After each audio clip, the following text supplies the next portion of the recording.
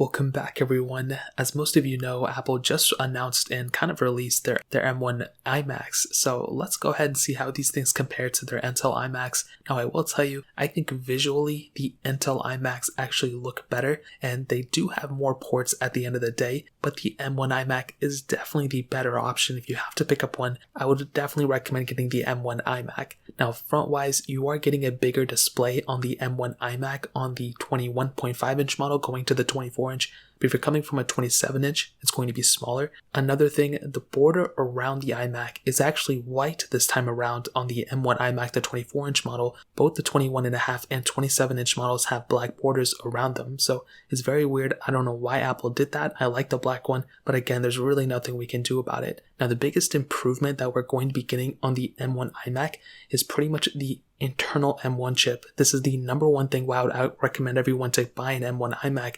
It's definitely much more faster. Things are just more fluid. It's much more smoother than the Intel versions of iMacs, and it's definitely a no-brainer. They're not that much more expensive either, and in some cases compared to a 5K iMac, they're actually cheaper. So that is by far probably the number one reason I would pick up the 24-inch iMac. But there are some downsides. You know, if you're picking up the base model M1 iMac, it doesn't have as many ports as something like the 21.5-inch iMac or the 27-inch iMac. So that's another pretty big thing to keep in mind. The resolution of the display is lower on the 24-inch iMac than the 27-inch iMac, but it's pretty much the same as the 21.5-inch iMac. You're getting a better front-facing camera on the M1 iMac. So that's another pretty cool thing. I like having that. A studio quality mic is built in, and you're getting better speakers from the M1 iMac as well. I've always found that the Intel iMac cameras were okay, like they're definitely not that great. I am glad to see that there's somewhat of an improvement, but again, like it's really up to you whether you like a better front-facing camera. I really don't think anybody's going to be upgrading from an Intel iMac to this one just because of the camera by any means.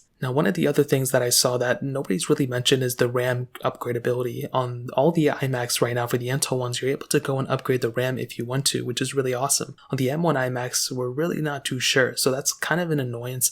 If we're not able to do that, that's going to be extremely weird. I have heard some rumors that you can only go up to 16 gigs of RAM on the M1 iMacs as well for the 24-inch models, so that's going to be pretty crazy if that ends up being the case. Again, we really don't know as of this point. You do have a newer power adapter, which is magnetic on the back, which is really cool. So it's kind of like MagSafe in a way, and you have a bunch of more color options that you have on the M1 iMacs that you don't necessarily have on the standard 4K iMac or the 5K iMac. They only come in one color. So you're definitely getting a better looking device in some ways on the M1 iMac, but I think as a whole, if they just had the black borders around it, I think that would have been much cooler, but we really don't have that option, which really makes me sad in a lot of ways. So those are pretty much the main differences between the M1 iMac and the Intel iMacs. For sure, the M1 iMacs are going to be faster, smoother, all that good stuff, and support for these devices are probably going to last for a long time. But I would have loved to have seen, some sort of black border around it, maintenance of that SD card. Those things would have been awesome, but that's really pretty much all we got. If you guys have any other questions or anything like that, let me know in the comment section below. Hit the like button, that would mean so much, but definitely hit that subscribe button. Every single subscriber that we get really does count.